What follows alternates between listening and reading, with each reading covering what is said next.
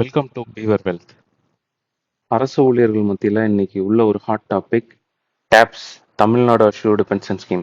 இன்னைக்கு வீடியோவில் இந்த ஸ்கீம் படி நீங்கள் 10% கான்ட்ரிபியூஷன் பண்ணி கடைசியாக எவ்வளோ பென்ஷன் வாங்குவீங்கன்னு பார்ப்போம்.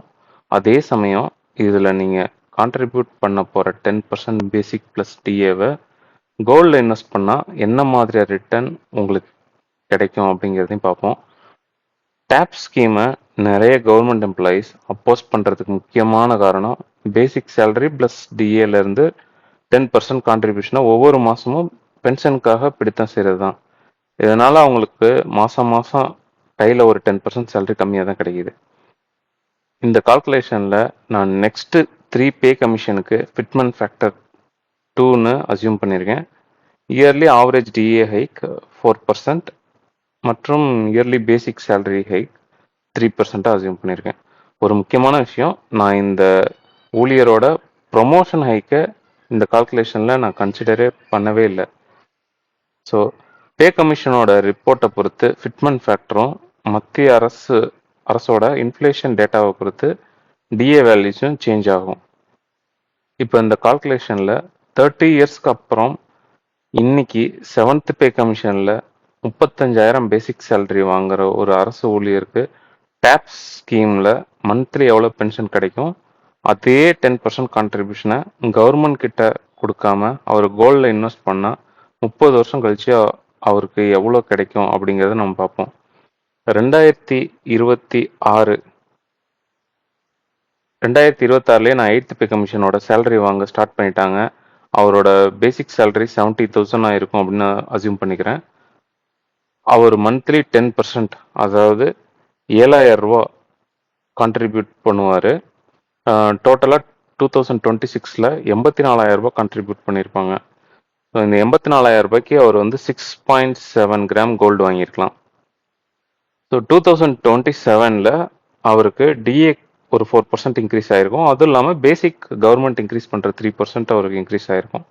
ஸோ இதெல்லாம் வச்சு அவரோட மந்த்லி கான்ட்ரிபியூஷன் 7,498 இவ்வளோ ஆயிருக்கும். இதை வச்சு இவர் கோல்டு வாங்கினாரு அந்த வருஷம்னா 6.5 கிராம் வாங்கலாம். ஓகேவா?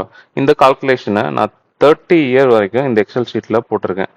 30 இயர்ஸ் கழித்து டேப்ஸ் பென்ஷனில் ஜாயின் பண்ணியிருந்தா அவருக்கு ஃபஸ்ட்டு மாதம் பென்ஷன் பார்த்தீங்கன்னா 4,22,933 ரூபாய் ஃபஸ்ட்டு மந்த் பென்ஷனாக வந்திருக்கும்.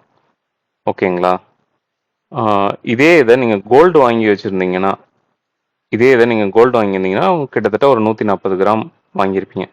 யோசிங்க, ஒரு பக்கம் மந்த்லி 4.2 லேக் பென்ஷன், அதோட சேர்த்து அவங்க டிஏ ஹைக்கும் தருவாங்க எவ்ரி 6 மந்த். இன்னொரு பக்கம் உங்கள் கையில் ஒரு 4,65,00,000 வேல்யூ உள்ள கோல்டு. ஏன் 4,65,00,000 அப்படின்னா, கோல்டு லாஸ்ட் 30 இயர்ஸாக இந்தியாவில் 12% ரிட்டர்ன் கொடுத்துருக்கு. ஸோ நான் அதே 12% நான் இது பண்ணியிருக்கேன். இந்த வேல்யூஸ்லாம் நீங்கள் சேஞ்ச் பண்ணிக்கலாம். இந்த இடத்துல போயிட்டு உங்களுக்கு யாருக்காவது இந்த எக்ஸல் ஷீட் வேணும்னா எனக்கு மெசேஜ் பண்ணுங்கள், இல்லைனா என் இமெயிலுக்கு மெயில் அனுப்புங்க. நான் இந்த எக்ஸல் ஷீட்டை தரேன்.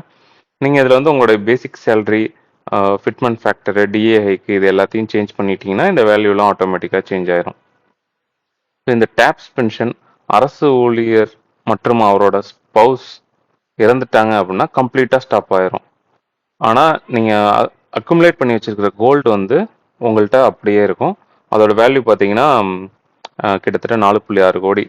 ஸோ இந்த 4.6 கோடியை நீங்கள் பேங்க் எஃப்டியில் பண்ணாலே உங்களுக்கு கிட்டத்தட்ட ஒரு 2.5 லேக்ஸ் மந்த்லி வரத்துக்கான வாய்ப்பு இருக்குது. அதுவும் இல்லாமல் இந்த 4.6 கோடி உங்கள்கிட்டயே தான் இருக்க போகுது. இதெல்லாம் கன்சிடர் பண்ணி நீங்கள் டேப்ஸ் பென்ஷன் நல்ல ஸ்கீமா இல்லையான்னு முடிவு பண்ணுங்கள்.